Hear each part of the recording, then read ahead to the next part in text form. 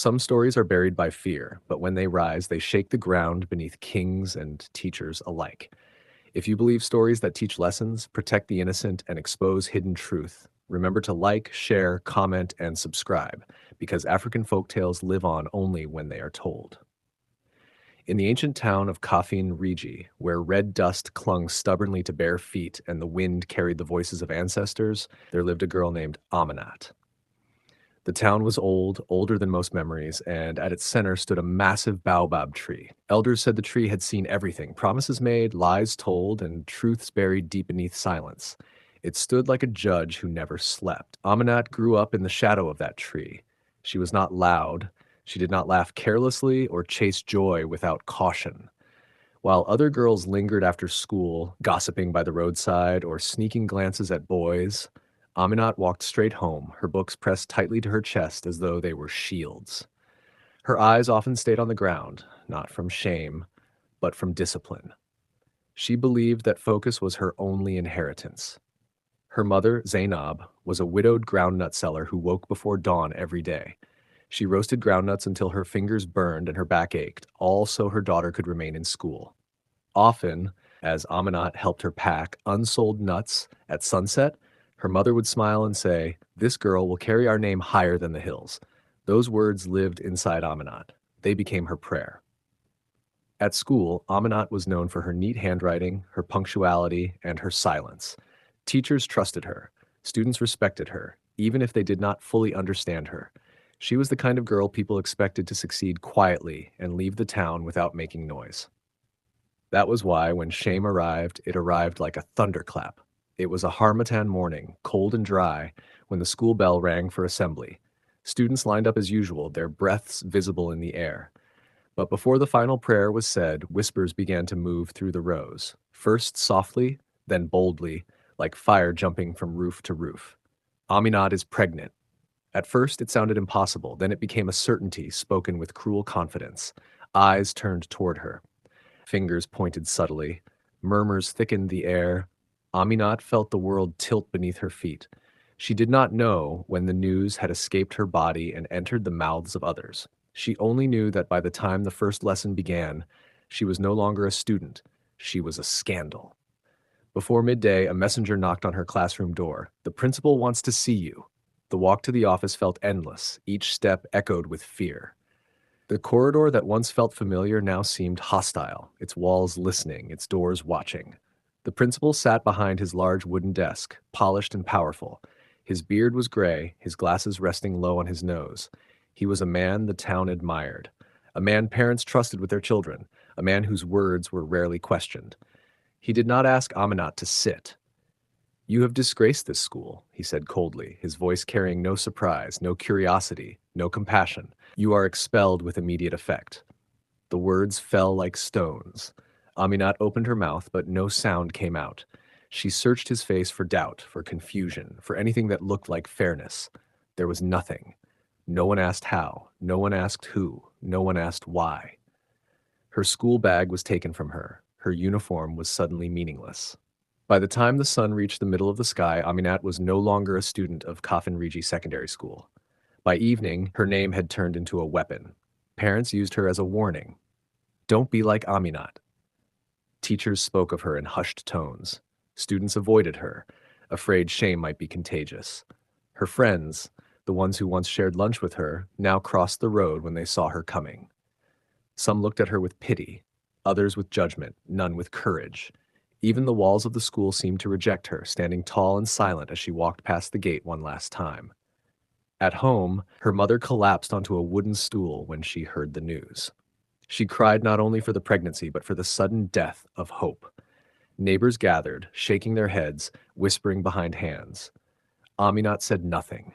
She locked herself inside a small room and lay on a mat, staring at the ceiling. Her tears came quietly. Not because she had been expelled, but because no one knew the truth. The truth sat heavy in her chest, pressing down on her breath. It was a truth too dangerous to speak, too powerful for a poor girl to carry, a truth that could destroy a respected man and swallow her whole. That night, as the town slept and the baobab tree stood watch, Aminat held her stomach and wondered if silence was the same as survival. She did not yet know that silence, like a wound left untreated, only grows deeper in the dark. Long before the shame became visible to the world, long before whispers learned Aminat's name, she had been fighting a battle no one else could see. It began quietly. One afternoon after classes, a messenger came to her seat and said the principal wanted to see her. Aminat's heart fluttered with pride. The principal rarely called students unless something important was at stake. She straightened her uniform, wiped the chalk dust from her hands, and walked to the office believing good news waited for her. The principal smiled that day. "You are intelligent," he said, adjusting his glasses. "You have a future." He spoke about her grades, her discipline, her potential. He said the school needed girls like her, girls who could become examples. Aminat listened with respect, nodding politely. When she left, her heart was light. She returned home that evening and told her mother, who smiled with tired eyes and thanked God. From that day, the summons continued. At first, they were rare, once in a month, then twice. Each time, the words were wrapped in encouragement, but slowly, something changed. The smiles lingered too long. His eyes no longer rested on her face alone. "You are growing," he said once, his tone unfamiliar. "You are very mature for your age." Aminat felt uncomfortable, but she said nothing. In her world, elders were not questioned. Respect was survival. Soon, the office visits became excuses. Sometimes there were no books on the desk, no papers to discuss. The door would close, and the room would feel smaller. When Aminat tried to avoid his summons, pretending to be sick or leaving school early, the tone of his voice changed. "Do you know how much your school fees are?" he asked one afternoon, his kindness gone like morning dew. "Do you know how easily I can remove your name from the register?" He spoke of her widowed mother, her poverty, her dependence on the school's mercy. He spoke calmly, like a man discussing the weather, yet each word struck like a whip. Fear became Aminat's daily companion. She stopped sleeping well. Her appetite disappeared. Each morning she prayed not for success, but for invisibility. She avoided corridors. She sat closer to the door in class. But fear, once invited, does not leave easily. When she resisted more firmly, when her silence turned into trembling refusal, his voice hardened completely. "No one will believe you," he said one day, leaning back in his chair. "I am the principal. You are nothing." Those words buried themselves deep inside her. She believed him. In Kafinriji, authority was not questioned. A poor girl's word was lighter than dust. Aminat knew that if she spoke, the town would not ask for proof. They would ask why she tempted a respected man. So she swallowed her cries and carried the burden alone. When her body began to change, panic joined fear. She wrapped herself in loose clothes. She avoided mirrors. Each day, the truth pressed harder against her silence. By the time the pregnancy could no longer be hidden, the principal had already prepared his escape. He moved faster than the truth. The day he expelled her, his face carried practiced anger. He spoke loudly, publicly, so no one would suspect him. He washed his hands like one who feared no stain, leaving Aminat soaked in shame. At home, Aminat locked herself away. Shame wrapped her like a tight cloth, squeezing her breath. She lay on her mat for hours, staring into nothing. Food lost its taste. Time lost its meaning. She spoke to no one, not her friends, not her mother, not even the walls that had once heard her dreams. Her mother cried outside her door, begging her to speak. Aminat stayed silent. How could she explain that the man who destroyed her future was the same man the town trusted most? Only her grandmother, Mama Zulai, noticed the silence for what it truly was. Mama Zulai was old, her back bent like a question mark shaped by years. Her eyes, however, were sharp with wisdom. She had seen wars, betrayals, and secrets buried too deep to remain hidden forever. One night, when the moon hung low and patient in the sky, she sat beside Aminat without asking permission. She did not force words, she waited. Silence stretched between them until it became heavy. Then Mama Zulai spoke. "A child," she said softly, "when a goat keeps quiet while tied, the butcher sharpens his knife. Truth may bring pain, but silence brings death." Aminat's tears broke loose like a dam collapsing. She cried into her grandmother's lap, her body shaking with everything she had not said. Slowly, carefully, the truth spilled out, every visit, every threat, every fear. Mama Zulai listened without interruption. When Aminat finished, the old woman sighed, not in surprise, but in sorrow. "The world is cruel to girls," she said, "but silence will not save you. It will only teach him that he can do it again to another child. That night, something shifted inside Aminat. Fear did not disappear, but it changed shape. It became anger. It became resolve. It became a small, stubborn flame refusing to go out. Aminat reached for her phone, the one place where she had hidden evidence. Messages, voice notes, threats she had saved without fully understanding why. Now she knew. She was done carrying the secret alone. That night, under a moon that listened carefully, Aminat made a decision that would change everything. Not just for herself, but for every girl who had been taught that silence was the price of survival. The school assembly ground was already full when Aminat walked through the iron gate. The sun had barely risen, yet the air was heavy with routine. The sound of shoes scraping sand, the murmur of sleepy students, the sharp voice of a teacher arranging lines. No one expected a disruption. No one expected the past to return on its own feet. Then someone saw her. Gasps ripped through the crowd like sudden wind. Is that not the disgraced girl?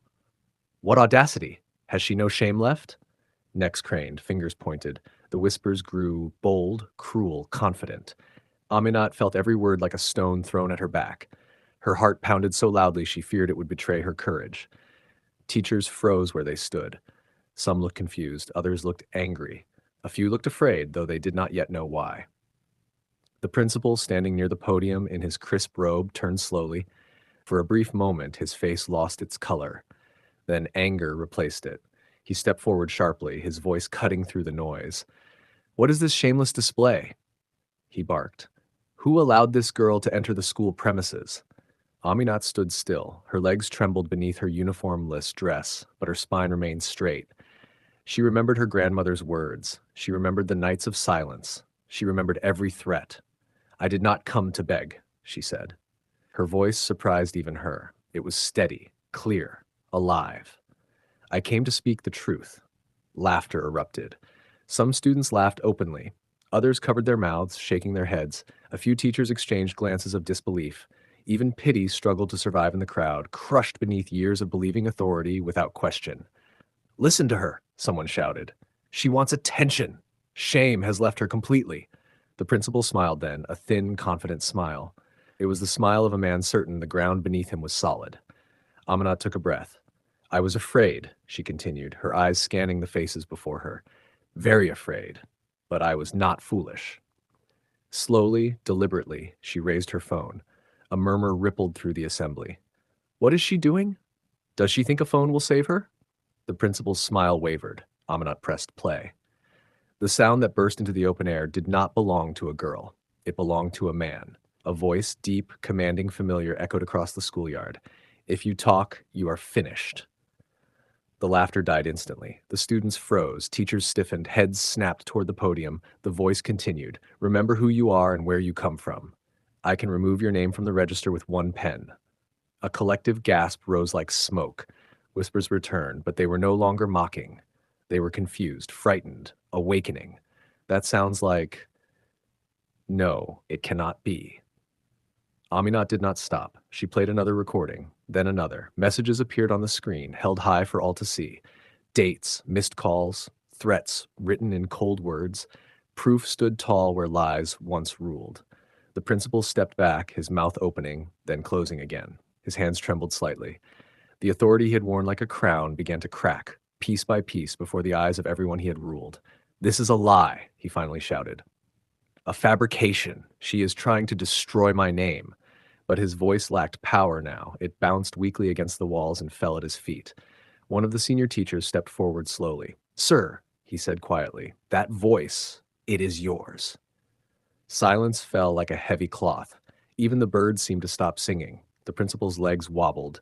He reached for the podium, but it did not steady him. Sweat formed on his forehead despite the morning cool. Parents who had come for assembly began murmuring angrily.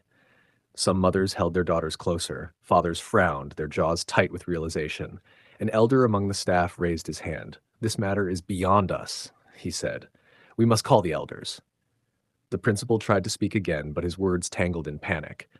By midday, the school gates were shut. The village elders arrived, walking slowly but firmly, their faces carved with seriousness. Soon after, officials from the education board followed, summoned by urgent calls and shaken voices. Aminat stood before them all, smaller than everyone in body, yet larger in truth. She answered every question. She did not exaggerate. She did not scream. She simply told her story, the way water flows, honest, unstoppable. The principal's denials collapsed beneath evidence. His silence became louder than any confession. The truth, long buried behind closed doors and fear, now stood bare in daylight. And for the first time since that Harmattan morning, Aminat felt the ground beneath her feet become steady again. The morning truth had stood up, and it refused to sit back down. The fall of the principal did not happen with noise alone. It happened with shame. By evening, word had traveled beyond the school gates, across dusty paths and narrow alleys, into homes where lanterns flickered and families gathered for supper. The man whose name had once commanded respect was no longer called sir or leader. His name was spoken in low tones, followed by long pauses and shaking heads. The education board announced his removal before the sun set the next day. He did not walk out proudly. He did not speak. He was escorted like a man suddenly unfamiliar with the ground beneath his feet. The same staff who once stood at attention avoided his eyes. The same town that once praised his discipline now watched him leave in silence. In Coffin Regi, disgrace was heavier than punishment. Soon, elders gathered beneath the baobab tree, the same tree that had watched generations rise and fall. The truth was discussed carefully, respectfully, but firmly. No attempt was made to bury it again. The elders understood that silence had already done enough damage. A public statement was made. Aminat was innocent. Her expulsion was unjust. Her name was cleared. When the words were spoken aloud, something shifted in the air. It was as if the town itself exhaled after holding its breath for too long. Mothers who had once warned their daughters using Aminat's name now lowered their heads in regret. Fathers felt the weight of their assumptions. Teachers questioned their obedience to authority. As for Aminat, she listened quietly as the elders spoke on her behalf. She did not smile. She did not cry. Dignity had returned to her, and she wore it gently, like a fragile but precious cloth. Though she was invited to return to the school, Aminat refused. Some wounds heal better away from where they were made. With the help of community elders and women's groups who had been stirred by her courage, Aminat was enrolled in another school far from Coffin Regi. It was not easy. She faced stares, questions, and the weight of her past. But she also found something new: support. Her mother walked taller. Her grandmother smiled more often. And Aminat herself learned that survival was not the same as living. Her story, however, refused to stay quiet. It traveled to neighboring towns, to other schools, to meetings where women gathered under mango trees and shared truths they had long buried. Girls began to speak of experiences they once believed were theirs alone. Mothers listened differently now, not with suspicion, but with concern. Silence was no longer praised as obedience, it was questioned. In Coffin Regi, leaders began to act more carefully. Authority was no longer taken as proof of innocence. Elders reminded officials that respect must be earned daily, not inherited by position. Teachers watched themselves. Men in power learned that eyes were now open, and whenever an elder needed to warn a leader who had forgotten humility, they did not shout or threaten. They simply said, "Remember the day Aminat spoke." The words carried weight. They carried warning. They carried truth. Aminat grew older. She continued her education. She did not become rich or famous overnight, but she became something more lasting, a reminder. When young girls asked her how she found courage, she answered honestly, "I was afraid." Courage came later. In time, the baobab tree watched a new generation walk past it. Girls with books held high, eyes lifted forward, voices no longer swallowed by fear. And the town remembered. For truth, once spoken, can never be expelled again. And so the town of Coffin Regi learned that silence protects the guilty, not the innocent. Aminat's courage did not just clear her name, it opened the eyes of a whole community. Her voice became a shield for others, and her truth became a lesson that power must always answer to justice. If this story touched your heart, don't let it end here. Subscribe for more African folktales that teach, heal, and give voice to the silenced. Like this video to keep these stories alive. Share it so others can learn from Aminat's courage, and comment below. What lesson did this story teach you? Because stories like this are not just tales, they are warnings, reminders, and hope. Thank you for listening.